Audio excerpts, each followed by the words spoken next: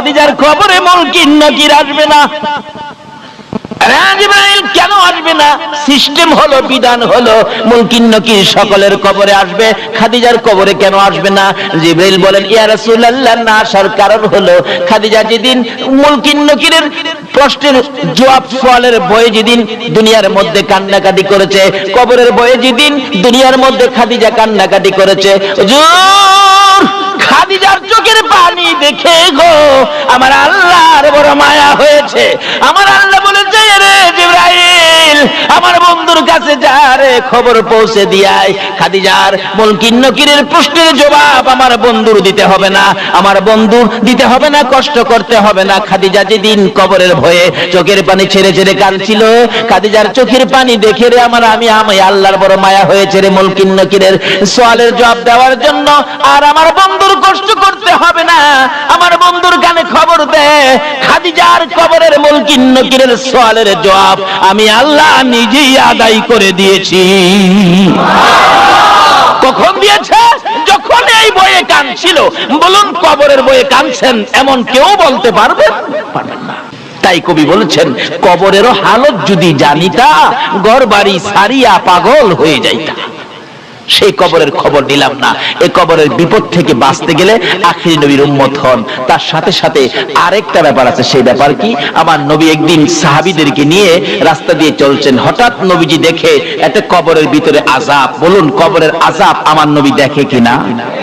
রাসূল বলেন, সাহাবীরা তোমরা হাত বাড়াও, দোয়া করি আমার উম্মতের কবরে আযাব। হাত বাড়ালে, আল্লাহ আমার উম্মতের কবরের আযাব বন্ধ করে দাও। জিবরাইল এক, হুজুর আপনি দোয়া করলেও আযাব বন্ধ হবে না। কই কি রাসূলের দোয়ায় আযাব বন্ধ হবে না? কেন বন্ধ হবে না?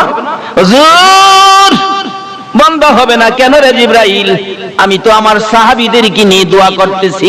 জিবরাইল বলে, হুজুর শুধু সাহাবী কেন, 1,24,000 পয়গাম্বর সহ যদি দোয়া করেন আপনি সকল পয়গাম্বরের নেতা হইয়া, তারপরও আজকে দোয়া কবুল হবে না।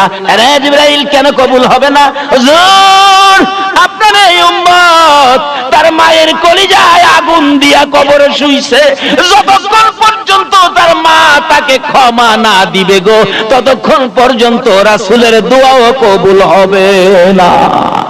আরে মা বাবার কথা মতো যে জন চলে না, বলুন মা বাবার কথা মতো যে জন চলে না, আল্লাহ নবীজির দয়া তার পাবি না।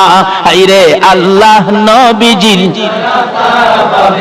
মা বাবাকে দুঃখ দিলে নামাজ রোজা যাইবি ফলে, মা বাবাকে দুঃখ দিলে নামাজ রোজা যাইবি ফলে, মার কলিজায় আঘাত দিলে খোদা সহে না, মার কলিজায় আঘাত দিলে খোদা সহে না, আল্লাহ নবীজির দয়া তার পাবি না।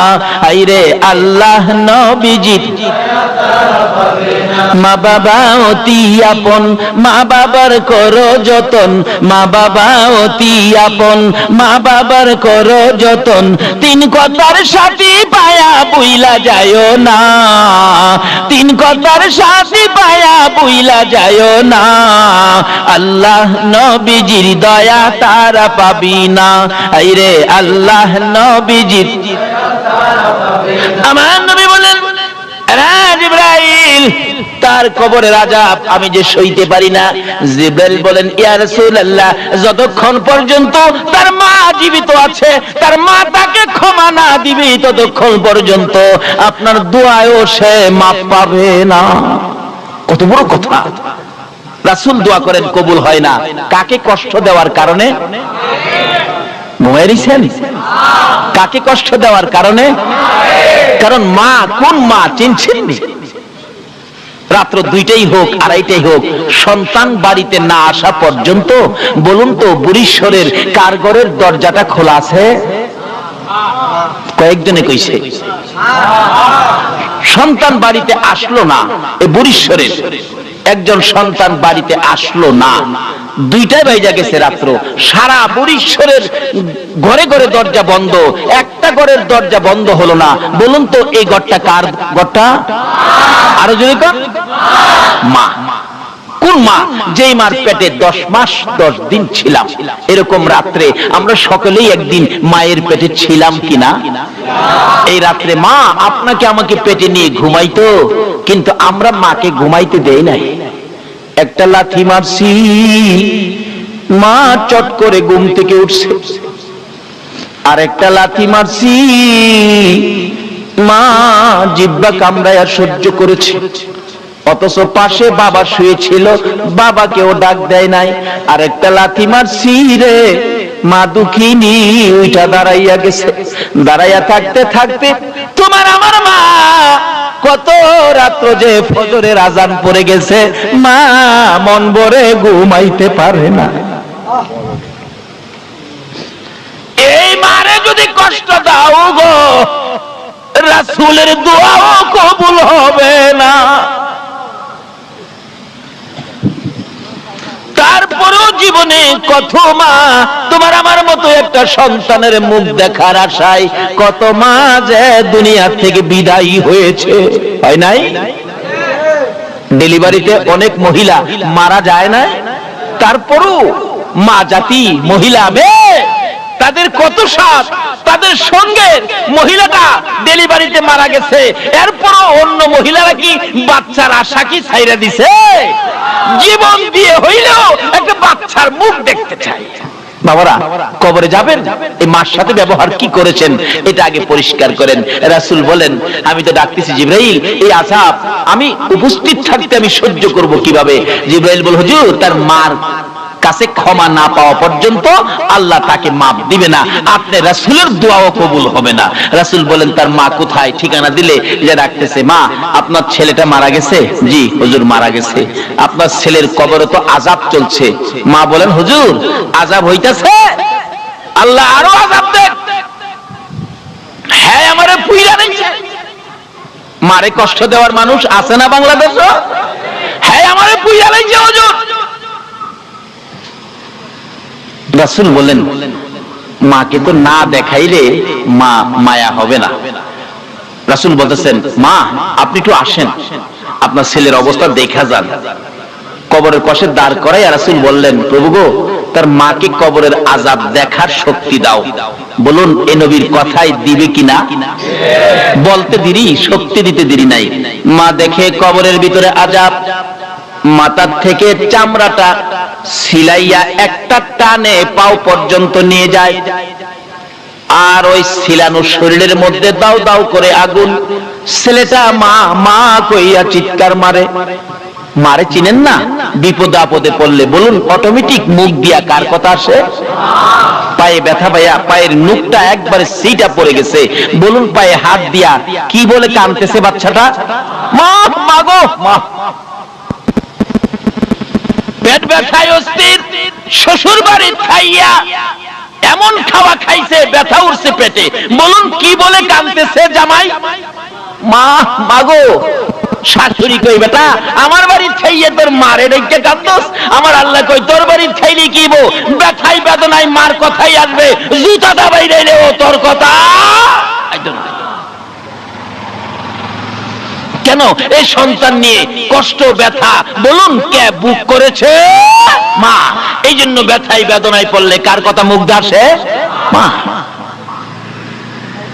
বলে হুজুর বাবার কথা কইতেন না, বাবা কি কম কষ্ট করছে, রোজগার করে খাওয়াইছে না? বাবার কথা আসে একবার, কোন সময়? ব্যথাই বেদনায় না। দেখবেন এই বৃষ্টি বাদলের দিন সকালবেলা ঘর থেকে ওইটাই দেখে উত্তর দিক দিয়ে এমন আকাশে মেঘ জমেছে, একবারে কালো অন্ধকার হয়ে রয়েছে। ঘুম থেকে ওইটা এই কালো হাঁসটা দেখা বলুন তো কি বলতেছে? বাবা রে বাবা। দিনের হাঁস দেখলে বাবার কথাই যে, কিন্তু ব্যথাই বেদনায় বাবার কথা বলুন কার কথাই?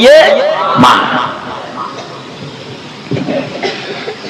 রাসূল বলতেছেন, আল্লাহ তার কবরের আযাবটা দেখার শক্তি দাও। মা দেখতেছে ছেলেটা সমস্ত শরীরের চামড়া নাই, জাহান্নামের আগুন দাও দাও করে জ্বলতেছে।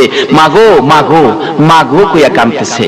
আবার চামড়া ভরে যায়, পাও থেকে ফেরেশতারা চামড়াটা সিলাইয়া মাথা পর্যন্ত আনে, আবার জাহান্নামের আগুন জ্বলতে থাকে। মাগো মাগো কইয়া কান্দে। মা সন্তানের ব্যথা দেখে রে মা নিজের ব্যথা ভুলে গেছে। তাই আমি বলি ছেলে মাকে ভুলে যাই গো, মা ছেলেকে ভুলে না।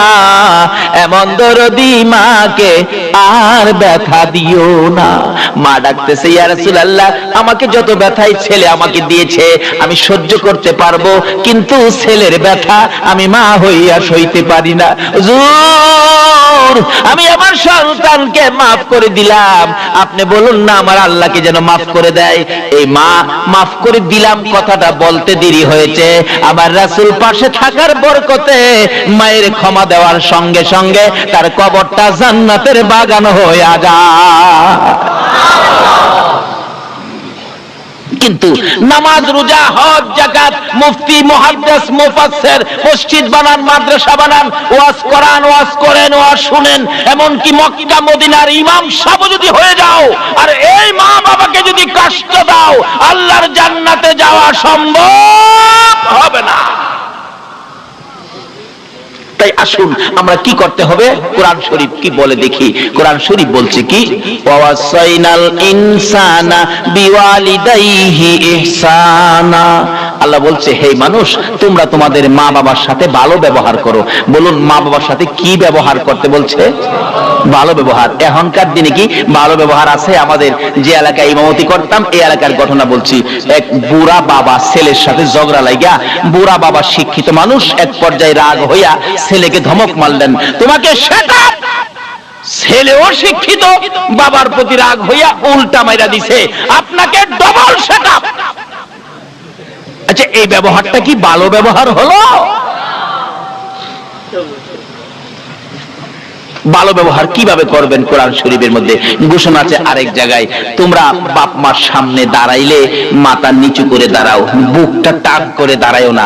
বাপ মার সাথে কথা বলতে গেলে বাপ মার কথা সুরের চাইতে তোমার কথা সুরটা বড় করো না। বাপ মা যদি কোনো কথা তোমাকে কটু বলে ফেলে, বাপ মার সাথে গিয়ার দেখায়ও না। বাপ মা যদি তোমাকে থাপ্পড় মারে, বাপের মায়ের থাপ্পড় খায়া কান্দো, এমন কান্দা কান্দো না যেই কান্দায় তোমার মা ওই আবার কষ্ট পাবে। কানতে থাক হইলে দূরে চলে যাও, মসজিদের ওই পাশে চলে যাও, নিরিবিলি কান্দো, তোমার মা যেন এই আহ শব্দটা শুনতে না পারে। আল্লাহু আকবার বলুন। এই শিক্ষা দিতেছেন আমার আল্লাহ। বলুন, এই শিক্ষা কে দিতেছেন? আল্লাহ। তাই এই মা বাবার সাথে ভালো ব্যবহার করেন, মা বাবার সাথে ভালো ব্যবহার করেন। বাড়িতে যাওয়ার আগে মা কি খায়, কি পছন্দ করে একটা কিনেন, বেশি না পারেন একটা কিনেন, নিয়ে বাড়িতে যান। মা, পয়সা হয় নাই, একটা আনছি তোমার জন্য, তুমি না আপেল খাইতে ভালো পাও, একটা আপেল আনছি, তুমি আর কাউরে দেখাইও না মা, এটা তুমি চুপে চাপে খেয়ে ফেলো। মা দেখবেন হাসি দিয়ে বলবে, বাবা একটা আনছস, আমি খামো, আমার নাতি নাত করা আছে না, আমি একটা কেমনে খামো রে বাবা, মা তুমি চুপচাপ খেয়ে ফেলো। এই যে মা যে হাসি দিল, রাসূল বলেন এই মার মুখে একটা আপেল দিয়ে হাসি ফুটাইছো, এই মার খুশির উপরে আমার আল্লাহ তোমার আমল নামাই একটা কবুল 60টা উমরা হজের সওয়াব দিয়া দিছে। লক্ষ লক্ষ টাকা খরচ করে মক্কার মদিনায় গিয়েছো, হজ কবুল হতে পারে নাও হতে পারে। একটা আপেল দিয়ে মাকে খুশি করে, বাবাকে খুশি করে একটা কবুল 60টা উমরা হজের সওয়াব পেয়েছে। আমার এক বন্ধু আমার বাড়ির পাশে রেল লাইন হাইটে আসতেছে, জিগাইলাম, দোস্ত কোত্থেকে আইছো? ভাই সাহেব মিথ্যা কথা তো বলতে পারবো না আপনার সাথে, সিনেমা দেখতে গেছিলাম। সিনেমা দেখতে, সিনেমা দেখতে যায় না যুবকেরা?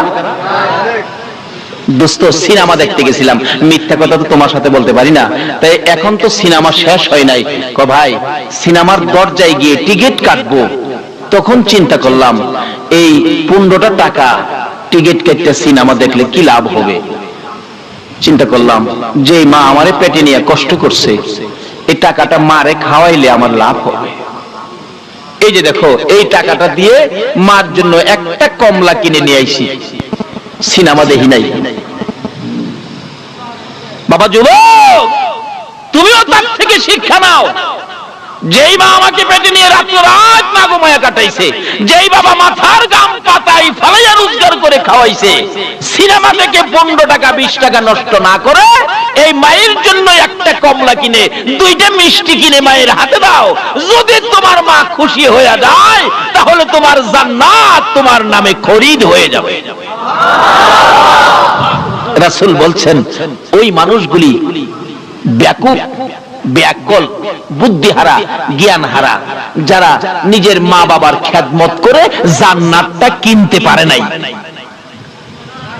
মা বাবার খেদমত করে জান্নাত কিনতে পারে নাই। কোন মা বাবা? তোমার মা বাবা বুড়া হয়ে গেছে, বাবারে বুড়া মা বাবা ঘরের মধ্যে অসুস্থ, তুমি নামাজি মানুষ, নামাজের সময় নামাজে দাঁড়াইছো, আল্লাহু আকবার, যদি তোমার মা ডাক মারে, আব্দুর রহমান নির্দেশ হলো নামাজটা ছেড়ে দিয়ে তোমার মার ডাকে সাড়া দাও। আজকে এত গুরুত্বপূর্ণ মা বাবার ব্যাপার আমরা গাফেল হয়ে গেছি। তাই কোরআন শরীফে আল্লাহ বলছেন তোমরা মা বাবার সাথে ভালো ব্যবহার করো। বলুন কি ব্যবহার করতে বলছে? মা বাবা যা বলে তা শোনো। মা বাবার মনে ব্যথা যাবে, ব্যথা পাওয়ার মতো কোনো আচার আচরণ তোমরা করো না। তার সাথে সাথে মা বাবা যদি কবরে চলে যায় তাহলে মা বাবার জন্য দোয়া করো। তাও কোরআন শরীফ আল্লাহ পাক শিক্ষা দিলেন, কি দোয়া? রব্বিরহামহুমা কামা রাব্বায়ানি সগীরা। বলুন পৃথিবীর কারোর জন্য দোয়া শিখাইছে না, শুধুমাত্র কোরআন শরীফে কার প্রতি দোয়ার নির্দেশ করলো? কেন মার জন্য দোয়া করবেন? ইব্রাহিম নবী যখন ছোট ছিলেন, ইব্রাহিম নবী তার মাকে প্রশ্ন করেন, মা মা আমার রব কে? ইব্রাহিম নবী মাকে প্রশ্ন করে, মা আমার রব কে? ইব্রাহিম নবীর মা বলেন, বাবারে তোমার রব তো আমি। আচ্ছা কন্ত মা কি আবার রব হইতে পারে? কিন্তু আসলে এক কিসিমের রব মাকেও বলা যাবে। কেন?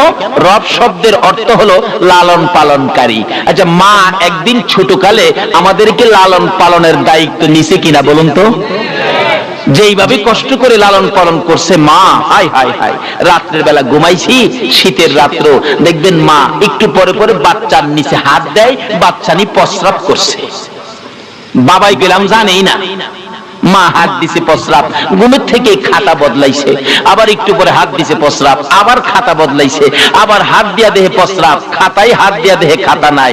অবশেষে মা টান দিয়া নিজে যে শুকনা জায়গাটাই ছিল এই শুকনা জায়গাটাই বাচ্চাটারে শোয়া মা দরদি ওই বিজা জায়গাটাই শুইছে, আবার হাত দিয়ে দেহে প্রস্রাব। এখন আর কি করবে? বাচ্চাটাকে বুকে লইয়া নিজের কাপড় দিয়ে পেঁচাইয়া ধরে মা বিজার মধ্যে শুয়েছেন, প্রস্রাব শুকনা কাপড়টাই না কাপড় ভিজে গেছে, ঠান্ডায় থরথর করে মা কাঁপতেছে। বাবার ঘুম ভেঙে গেছে, তোমার কি হলো, এইভাবে কাঁপতেছো কেন? স্বামী 5টা খাতা বদলাইলাম, খাতা নাই, সন্তান প্রস্রাব করে দিয়েছে, শুকনা জায়গা নাই, আমি মা বিজা জায়গায় শুয়েছি, বাবারে বুকে রেখেছি, বাবার যাতে কষ্ট না হয় গো স্বামী, আমি তো ঠান্ডায় শীতে কাঁপতেছি, বাচ্চারে কষ্ট দেই না। আল্লাহু আকবার। স্বামী পাশে বসে বসে ডাকে, বিবি রে ও বিবি, সন্তানকে সুখে রাখতে যাইয়া এইভাবে কষ্ট করো, থরথর করে কাঁপতেছো। তাই আমার আল্লাহ বলেন, এই মা যদি কবরে যায় রে, এই মার জন্য দোয়া করো। এরকম কষ্ট আমাদের সকলের মা করছে কিনা বলুন তো? লালন পালন কিভাবে করেছে? 5টা 7টা সন্তানের মা আছে না বাংলাদেশ? কুমিল্লাতে এক মাহফিল করলে এক মুফতি সাহেব মুরব্বী মানুষ, জিগাইলাম চাচা আপনার ছেলে মেয়ে কয়জন? খালি হাসে জবাব দেন। আর ছেলে মেয়ে কয়জন? হাসে। ছেলে মেয়ের কথা জিগে আপনি হাসেন কেন? বাবারে ছেলে মেয়ের সংখ্যা যদি কই তুমিও হাসবা। কি কন? কতজন ছেলে মেয়ে? 20 জন। আপনারাও তো হাসলেন। আসলে 20 জন সন্তানের কথা কইলে কেন না হাসবো? কারণ ওখানে সরকারের আইন এলো, যে সরকারের ক্ষমতা যায় ওখানের সিস্টেম আইন এলো, ছেলে হোক মেয়ে হোক 15টাই যথেষ্ট। কি কন? 15টা না? কয়জন? 2টা। আচ্ছা 2টার জায়গায় যদি 20টা হয় আর এই খবর ওখান সরকার পায়, আরে তাল ভর্তি ভাড়াইতো না? আর না হইলে বান্দরবন ভাড়াইব, জোর জঙ্গলা সাফ করো গিয়া। কয়জন ছেলে মেয়ে? 20 জন। 20 জন ছেলে মেয়ের বাবা। এটা 2 বছর আগের ঘটনা।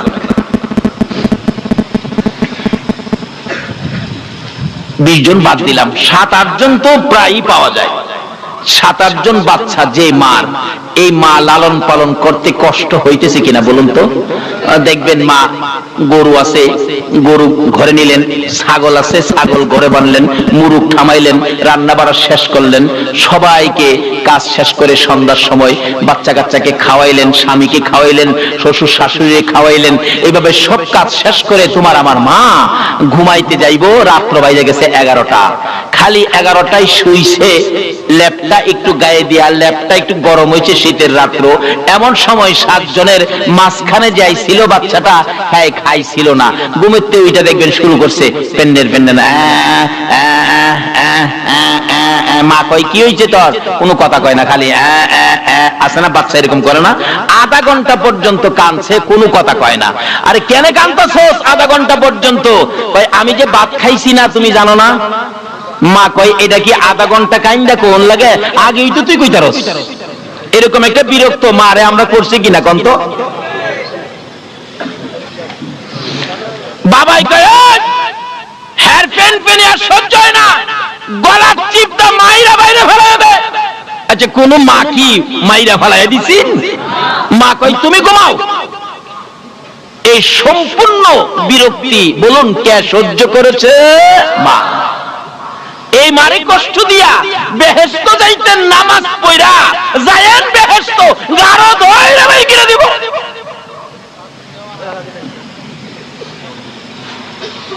বাবারা ভাইরা, আমি কি কথাগুলো বুঝাইতে পারতেছি? আল্লাহ তুমি সকলকে বুঝার তৌফিক দাও, সকলে বলুন আমিন। আয়েশা হাজির,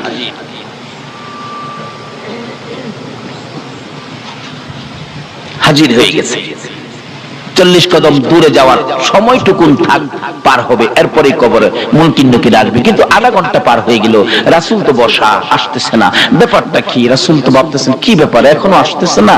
আমার আল্লাহ কয় জিবরাইল রে, যারে যা আমার বন্ধুর কাছে যা, খবর দিয়া সোয়াই হাজির হয়ে গেলেন।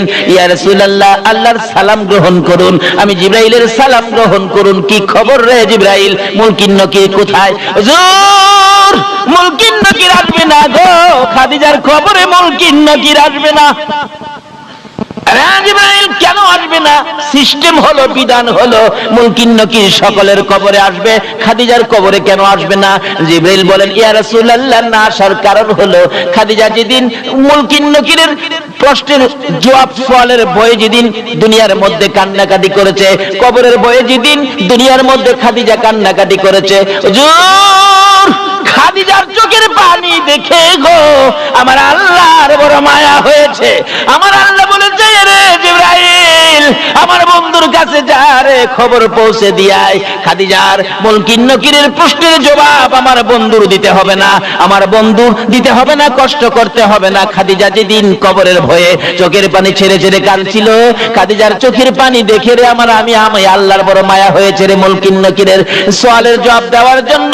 আর আমার বন্ধুর কষ্ট করতে হবে না, আমার বন্ধুর কানে খবর দে, খাদিজার কবরের মুনকির নকিরের সওয়ালের জবাব আমি আল্লাহ নিজেই আদায় করে দিয়েছি। কখন দিয়েছে? যখন এই বয়ে কাঁদছিল। বলুন কবরের বয়ে কাঁদছেন এমন কেউ বলতে পারবেন? পারবেন না। তাই কবি বলেছেন কবরেরও হালত যদি জানিতা, ঘর বাড়ি ছাড়িয়া পাগল হয়ে যাইতা। সেই কবরের খবর নিলাম না। এই কবরের বিপদ থেকে বাঁচতে গেলে আখিরি নবীর উম্মত হন। তার সাথে সাথে আরেকটা ব্যাপার আছে। সেই ব্যাপার কি? আমার নবী একদিন সাহাবীদেরকে নিয়ে রাস্তা দিয়ে চলছেন, হঠাৎ নবীজি দেখে একটা কবরের ভিতরে আযাব। বলুন কবরের আযাব আমার নবী দেখে কিনা? রাসূল বলেন সাহাবীরা তোমরা হাত বাড়াও, দোয়া করি আমার উম্মতের কবরে আযাব। হাত বাড়ালে আল্লাহ আমার উম্মতের কবরের আযাব বন্ধ করে দাও।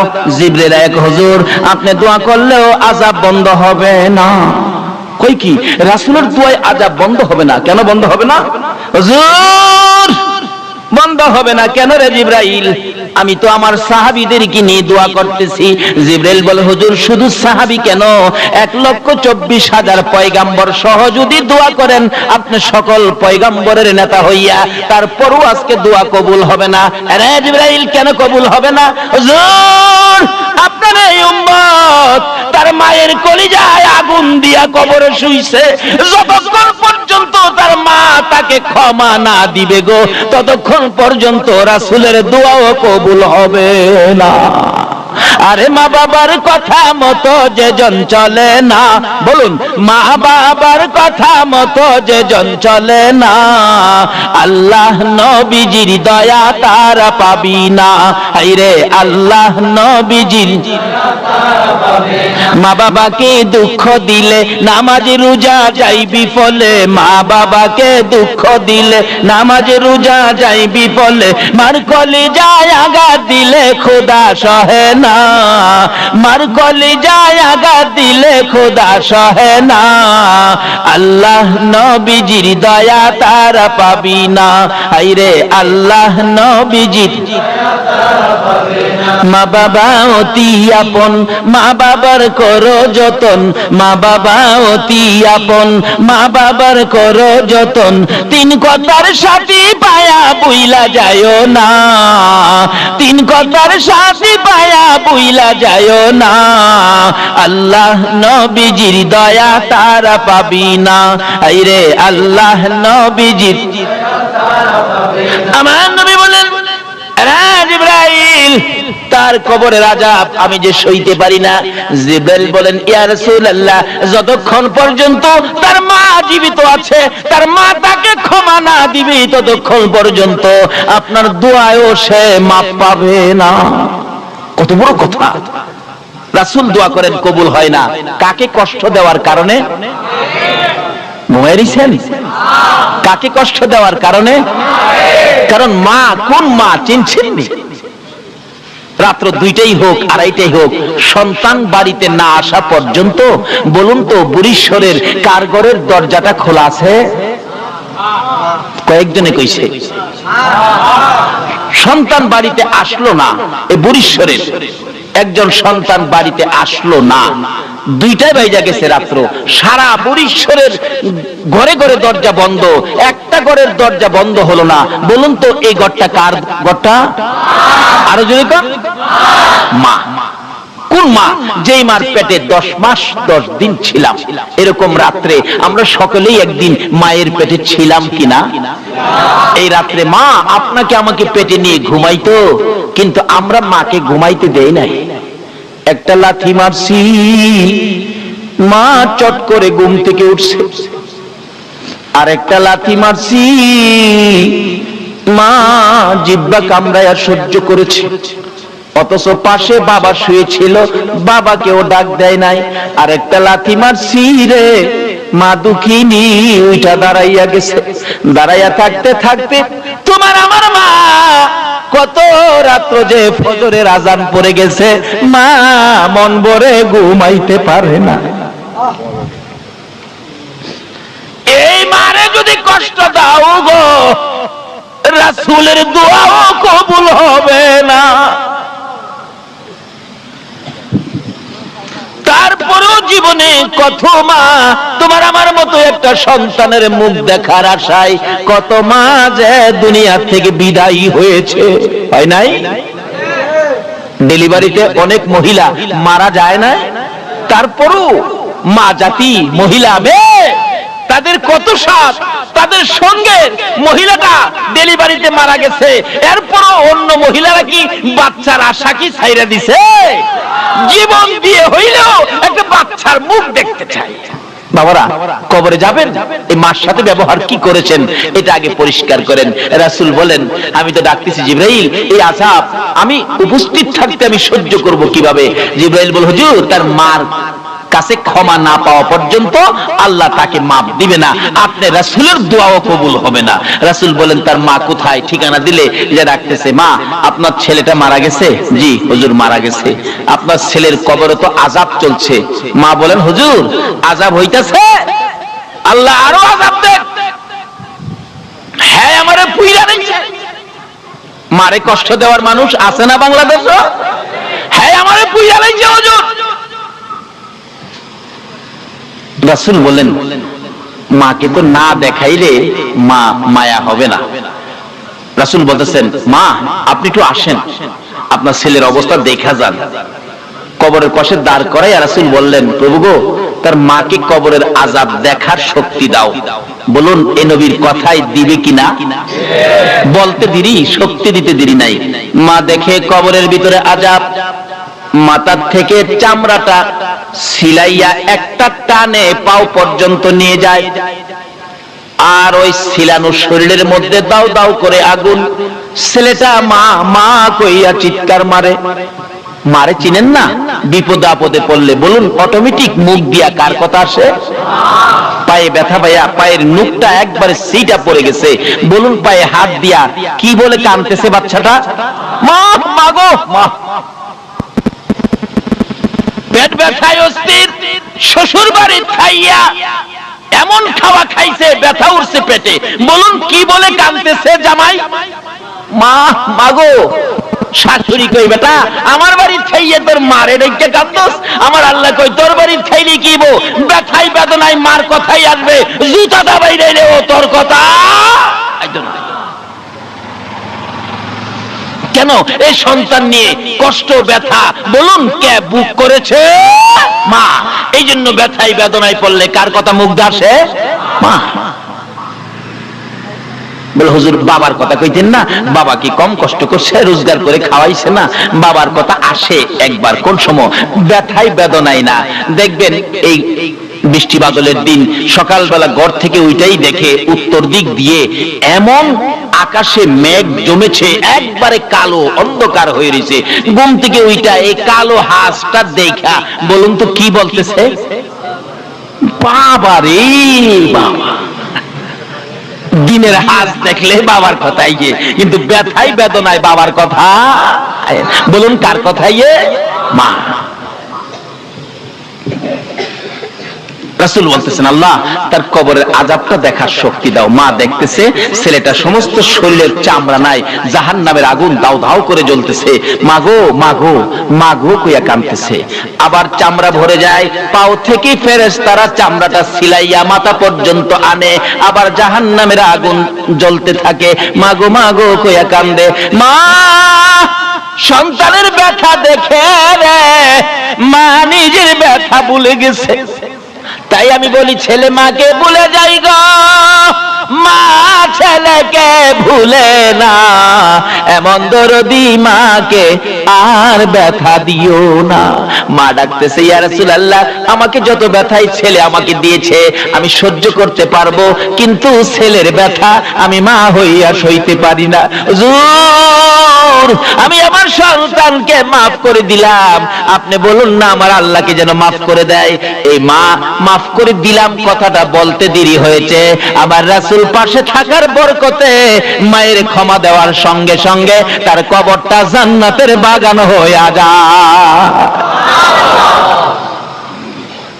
কিন্তু নামাজ রোজা হজ যাকাত মুফতি মুহাদ্দিস মুফাসসির মসজিদ বানান মাদ্রাসা বানান ওয়াজ করান ওয়াজ করেন ওয়াজ শুনেন, এমনকি মক্কা মদিনার ইমাম সাহেব যদি হয়ে যাও আর এই মা বাবাকে যদি কষ্ট দাও আল্লাহর জান্নাতে যাওয়া সম্ভব হবে না। তাই আসুন আমরা কি করতে হবে, কোরআন শরীফ কি বলে দেখি। কোরআন শরীফ বলছে কি, ওয়াসাইনাল ইনসানা বিওয়ালিদাইহি ইহসানা। আল্লাহ বলছে হে মানুষ তোমরা তোমাদের মা বাবার সাথে ভালো ব্যবহার করো। বলুন মা বাবার সাথে কি ব্যবহার করতে বলছে? ভালো ব্যবহার। এখনকার দিনে কি ভালো ব্যবহার আছে? আমাদের যে এলাকায় ইমামতি করতাম এই এলাকার ঘটনা বলছি। এক বুড়া বাবা ছেলের সাথে ঝগড়া লাগা, বুড়া বাবা শিক্ষিত মানুষ এক পর্যায়ে রাগ হইয়া ছেলেকে ধমক মারলেন, তোমাকে শেখাব। ছেলেও শিক্ষিত, বাবার প্রতি রাগ হইয়া উল্টা মাইরা দিছে, আপনাকে ডবল শেখাব। আচ্ছা এই ব্যবহারটা কি ভালো ব্যবহার হলো?